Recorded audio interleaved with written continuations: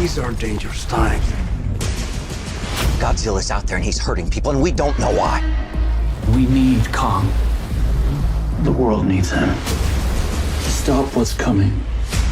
Through the entrance in Antarctica, we could help him find a new home.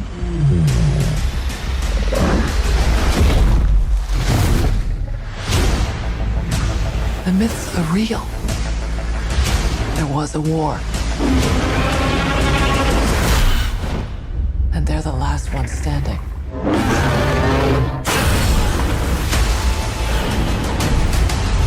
Who bows to who? Kong bows to no one.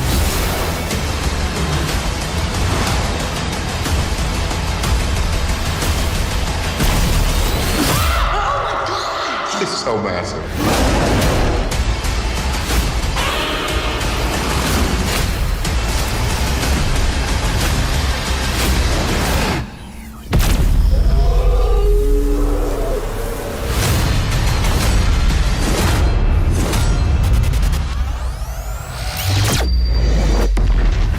Evacuation. Titan alert. Get out of the building now. This is not a drill.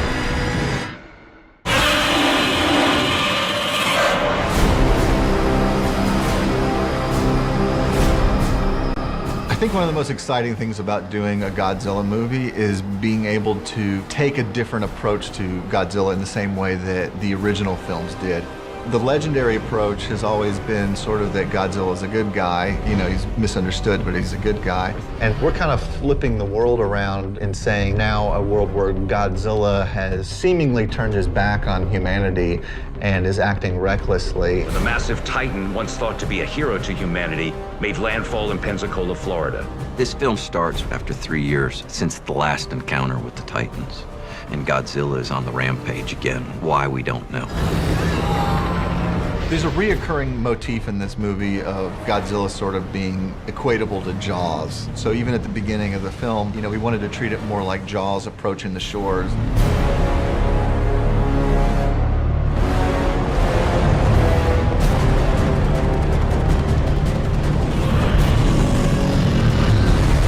My absolute favorite thing that I was always looking forward to in the movies was Godzilla using his breath. I just thought that was the coolest thing every time you got to see it. And so I ended up pushing that a lot in this movie. I believe Godzilla's most recent attacks haven't just been random. I'm of the same opinion. Brian Tyree Henry plays a really fun character in the film named Bernie Hayes, who's a bit of a conspiracy theorist. For 5 years, I embedded myself inside this company trying to figure out what their game was. And then, boom, Godzilla shows up. He's a champion for mankind, you know. There's something, his heart is so big. Bernie is kind of this crazy... That's about it, he's just crazy. All right, Matt, down the rabbit hole. The trio of Madison, Josh, and Bernie, they're all very distinct personalities, but there's a dynamic between them and a rapport that's been great to watch. They're an amazing team. They work really well together. They complement each other so well. You know, you have the realist, which is Josh. I mean, he's very practical, logical. You need one of those in your group, otherwise you're gonna die. Are you sure we can trust this guy? Yeah, why? Well, mainly because he says crazy shit all the time and carries a bottle of whiskey from his dead wife like a gun. And then you have the full go-getter. I am the go-getter. I will throw myself into, you know, if they're scared to go in first, I'll go. I think it's romantic. Woohoo! And Bernie is the knowledge of the group. You know, he really holds a lot of information. He's a conspiracy theorist, so he is extremely intelligent. It's not a rom-com. I never said that. That's what she said. All three of those actors are just hilarious, and they have such great chemistry together, and they're just unbelievably funny, like when the camera's rolling, when it's not rolling. It's kind of never ending with those guys. You going in? Yeah. I can't wait for greatness because I'm built from it. This is like the heavyweight champion of the world fight. He's basically two giant monsters fighting. Kong has the strength, but you know, Godzilla can, like, you know, fire stuff out of him.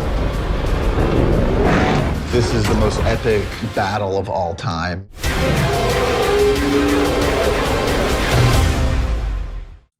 Welcome back, everyone. This is going to be my new Godzilla vs. Kong trailer video. We finally have some brand new Mechagodzilla footage we'll break down, so if you're brand new to the channel, be sure to subscribe to get all the videos. There's a whole bunch of stuff coming up next week. The movie is going to be released pretty much everywhere by next Wednesday. But as you see, we finally get some big Mechagodzilla scenes in the new trailers. This is a scene of them activating Mechagodzilla in his underground base and him rising through that massive hatch. The way they present the scene in the trailer doesn't really give you an idea for the actual scale of it, but you have to imagine that Mechagodzilla is about the same size as real Godzilla, so it's massive. If you haven't seen any of the classic Toho monster films, this is meant to be a big callback reference to the classic Mechagodzilla movie. It's a similar setup to what their base was like. The scientists had built him in an underground mountain lair, and when they unleashed him, when they activated him, he rose up to this giant hatch in the ground to fight Godzilla.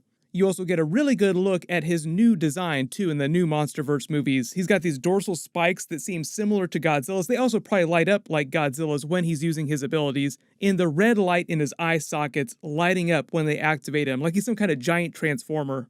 Then you see him plant one of his massive metal feet on the ground like he's taking a step. The director of the movie even came out and said, finally revealed, and actually posted this on his official Instagram account, like, yes, of course, Mechagodzilla is in the movie. I guess the secret is out, quote unquote, just everybody telling the big joke, because we've known about Mechagodzilla for weeks and weeks now. In the way they explain the timeline of the movie in these other clips, they say it's been 3 years since the event of Godzilla King of Monsters when Godzilla defeated King Ghidorah and took back the title, King of All Titans. There's way more footage of that fake Hollow Earth facility that they take Kong to, and them discussing the plan to take him there, why they're taking him there. Like they talk about taking him through the Arctic to try and help him out, take him to a new home for some reason. I'm assuming, based on the rest of the movie and the footage we've seen in the trailers, it's because of the threat that they think Godzilla poses when Team Kong, whether or not they're actually associated with Monarch or not, thinks that Godzilla has completely turned on man. And the director also kind of clarifies that during this clip too, where he says he wanted to flip the script and play at least part of the movie as if Godzilla was no longer a friend to man. Of course, it's a total fake out, I'll explain in a second, but it's just that every single Godzilla movie that he says so far in the MonsterVerse films, the new MonsterVerse films, Godzilla has always been portrayed as an ally, so they wanted to start off things in this new film in total Godzilla Jaws mode. And I'm assuming everyone has seen at least one of the Jaws films, or you're at least familiar with the concept. But I do love the deep cut reference, and it tracks because Godzilla is just at home in deep water as he is on land. He's not strictly a land-based titan like some of them, although most of them could probably swim a little to save their lives if they had to, like Kong is capable of swimming. It's just that some of them are way less suited to exist underwater, like Kong, of course, which I think is probably one of the reasons why they wanted that first Godzilla vs. Kong throwdown fight to happen on the ships in deep water, because it does seem like Godzilla scores the first major win there. Like I said, it all seems like a big misdirect, like you pit Ali versus Foreman in a battle of the Titans, when really there's all this Mechagodzilla stuff going on in the background.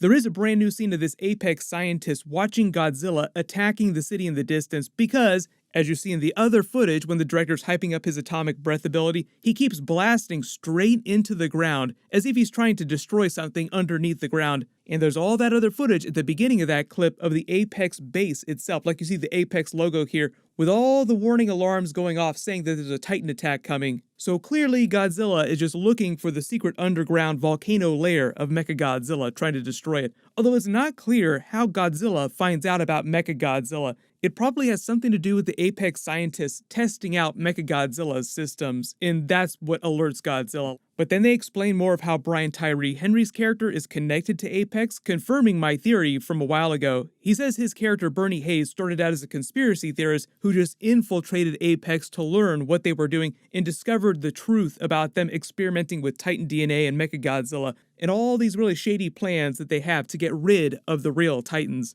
He also clarified that he'd been inside the company for 5 years when the movie picks up, meaning that he was inside of Apex before the events of Godzilla King of Monsters.